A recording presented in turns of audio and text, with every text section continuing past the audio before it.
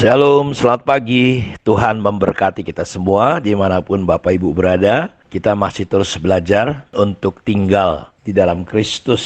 Dan itu kunci untuk kita berbuah. Kalau di Matius 13, mengerti ketika mendengar firman, itu yang membuat kita berbuah 30, 60, 100. Di Lukas pasal 8 adalah menyimpan. Dan Yohanes 15, kita diajak untuk tinggal. Karena itu kita belajar untuk memberikan ruang dan tempat untuk apa? Firman Tuhan, benih itu. Karena itu kita masih membaca dari saat teduh kita di pasal 9, Kisah Rasul ayat 26 sampai ayat 43. Mazmur pasal 132 ayat 1 sampai 18 dan Amsal pasal 17 ayat yang ke-6. Berbuah adalah bicara tentang kehidupan Kristus yang mengalir sampai hidup kita berubah menjadi hidupnya Yesus. Hidup kita bukan hidup kita lagi, tetapi Yesus yang hidup di dalam kehidupan kita. Jadi tinggal di dalam Kristus ini penting sekali karena ini kuncinya untuk kita berbuah. Karena ranting tidak bisa berbuah dari dirinya sendiri. Jadi kita perlu tinggal.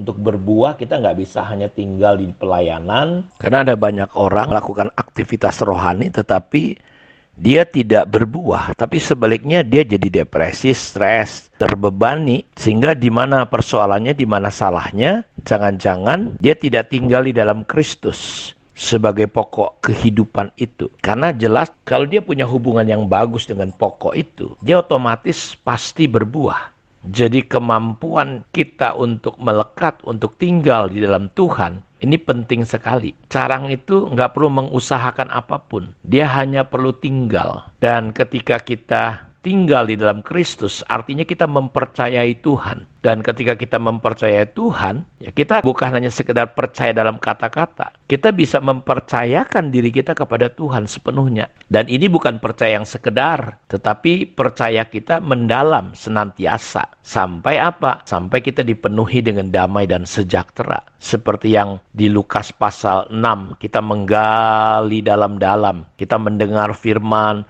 terus, banyak orang sekarang di tengah-tengah kelimpahan firman dengan gampang, dengan mudah. Tapi dia nggak sungguh-sungguh menempatkan hidupnya di atas batu karang yang teguh itu. Kita harus gali dalam-dalam. Baru kita letakkan hidup kita. Tidak boleh ada dasar lain kecuali Kristus. Dan kalau kita sudah menaruh di atas batu karang itu, saya percaya tidak ada satu goncangan pun, tidak ada satu masalah pun yang bisa menggoncangkan kita. Karena itu kita perlu membuang semua hal. Dan supaya kita bisa berbuah banyak, ingat, kita hanya perlu tinggal. Dan ranting itu, supaya dia berbuah banyak, yang pertama dia tinggal, dia perlu dipotong, dibersihkan, supaya berbuah lebat. Dari apa kita dibersihkan? Dari berhala-berhala, menomorsatukan hal-hal yang bukan Tuhan dalam hidup kita. Jadi ada faktor eksternal, ada faktor juga dari internal. Internal kita dan kita menyedot mulai. Belajar mendapatkan air kehidupan kita. Mempercayai Tuhan dengan sepenuh hati kita. Waktu kita lahir baru, kita mulai terus belajar. Karena dari dalam hidup kita akan mengalir aliran-aliran air hidup. Itu yang Yesus katakan kepada wanita di Perigi itu. Kalau kau minum air itu kau haus lagi. Tapi kalau kau minum air yang kuberikan, engkau tidak akan pernah haus lagi. Di Yohanes 7 dikatakan, ya yang dimaksud air itu adalah Roh Kudus yang akan diterima ketika orang percaya kepada Yesus. Dari dalamnya akan mengalir. Jadi kita perlu tinggal untuk menerima. Makanya jangan biarkan aliran-aliran Roh Kudus, jangan lukai Roh Kudus, jangan bikin dia marah, jangan dia bikin tersinggung dalam hidup kita. Sehingga kita harus menjaga betul-betul hidup kita. Dari luar kita perlu dibersihkan dari setiap ikatan-ikatan, dari berhala-berhala, kecintaan akan uang, keterikatan dosa, pencapaian, keberhargaan yang gak ada gunanya sama sekali. Hubungan-hubungan yang tidak baik, saudara. Sehingga kita tidak mengganggu hubungan kita dengan Tuhan. Coba perhatikan dalam 2 Timotius 2, ayat 19-26 dikatakan seperti ini. Tetapi dasar yang diletakkan Allah itu teguh dan meterainya ialah Tuhan. Tuhan mengenal siapa kepunyaannya dan setiap orang yang menyebut nama Tuhan hendaklah meninggalkan kejahatan. Jadi banyak orang Dia menyebut nama Tuhan tapi nggak pernah meninggalkan kejahatan. Hatinya tetap terikat sehingga dia nggak bisa berbuah. Dia perlu dibersihkan. Setiap kesombongan kita perlu dikikis, dipotong. Setiap orang yang menyebut nama Tuhan hendaklah meninggalkan kejahatan. Dalam rumah yang besar bukan hanya terdapat perabot dan emas, dari emas dan perak, melainkan juga dari tanah. Yang pertama dipakai untuk maksud yang mulia, dan yang terakhir untuk maksud yang kurang mulia. Saudara, apakah engkau perabot rumah Tuhan yang mulia atau tidak mulia? Saya suka ingat cerita waktu kami membangun gedung gereja kami. Dulu kami beli kayu-kayu begitu banyak, harganya mahal. Tapi sekarang bangunannya sudah jadi dan kayu-kayu itu nggak dipakai lagi. Dibuang. Yang pertama karena lapuk. Yang kedua busuk. Jadi ujungnya dibakar. Tapi ada juga kayu-kayu yang busuk itu masuk waktu pengecoran, sehingga dia ikut terhisap di gedung itu. Karena itu kita harus mengerti bahwa hidup kita bukan hanya sampai dipakai. Kenapa kita perlu dibersihkan untuk berbuah? Supaya kita nggak hanya sampai di titik dipakai Tuhan. Karena kalau cerita dipakai Tuhan, batu juga bisa dipakai Tuhan untuk memuji Tuhan. Kalau kita nggak mau memuji Tuhan, Tuhan bilang batu ini aku suruh memuji aku. Keledai dipakai untuk menghalangi Bileam. Kalau enggak udah dibunuh malaikat. Saudaraku, bagaimana ayam berkokok Petrus bisa khotbah, bisa bertobat, berubah. Jadi kita lihat, Tuhan bisa pakai benda-benda mati. Karena itu, di sini dikatakan biarlah kita dipakai menjadi perabot yang mulia. Dan kalau untuk itulah dikatakan ayat selanjutnya, jika seorang menyucikan dirinya dari hal-hal yang jahat, baru dia menjadi perabot rumah untuk maksud yang mulia. Dikuduskan, dipandang layak, untuk dipakai tuannya, dan disediakan untuk setiap pekerjaan yang mulia. Karena itu kita perlu dibersihkan terus-menerus dalam hidup kita.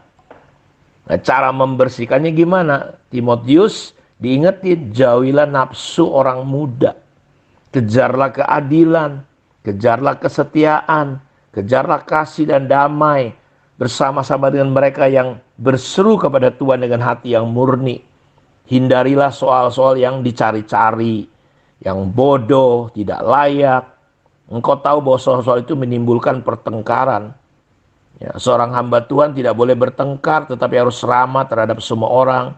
Ia harus cakap mengajar, sabar, dan dengan lemah lembut dapat menuntun orang yang suka melawan, sebab mungkin Tuhan memberikan kesempatan kepada mereka untuk bertobat dan memimpin mereka sehingga mereka mengenal kebenaran, dan dengan demikian mereka menjadi sadar kembali karena terlepas dari jerat iblis yang telah mengikat mereka pada kehendak. Jadi kita lihat bagaimana kita perlu dibersihkan dari amarah, ketersinggungan, kedagingan.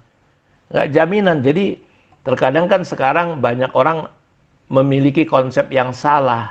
Seolah-olah kalau pelayanan itu dia mewakili hidupnya. Enggak. Pelayanan itu enggak mewakili, enggak menentukan bagaimana hidup saudara, kerohanian saudara. Jadi kita harus mawas diri. Supaya kita bisa dipakai untuk maksud yang mulia, kita perlu menyucikan diri kita. Kita perlu dibersihkan. Terkadang ketika kita coba dibersihkan oleh Tuhan dengan memakai berbagai hal, untuk memotong kesombongan ego kita, disitulah kita berontak sama Tuhan. Kita nggak mau diproses, kita nggak memberikan diri kita seperti ranting. Dia harus dibersihkan. Suka nggak suka, mau nggak mau, dia harus tinggal, dia harus rela dipotong, dia harus rela dibersihkan. Supaya apa? Supaya berbuah banyak. Apakah hidup saudara semakin berubah? Apakah pola saudara makin berubah? Apakah hidup saudara, perkataan saudara, cara engkau memperlakukan pasanganmu, bagaimana engkau memandang hidupmu, waktu, uang, anak-anakmu, memandang gereja, apakah engkau masih merasa hebat, ya, merasa jago, paling pinter, kerja cuma menghakimi, padahal saudara nggak bisa berbuat apa-apa. Saya mau dorong saudara, mari beri diri saudara untuk dibersihkan, sehingga saudara bisa berbuah banyak. Tuhan memberkati kita. Mari kita berdoa. Bapa, terima kasih untuk kemurahan, untuk anugerah Tuhan. Diberkatilah semua anak-anakmu dimanapun mereka berada. Dalam nama Yesus kami berdoa. Terima kemurahan dan anugerah Tuhan. Amin. Tuhan memberkati kita semua. Shalom.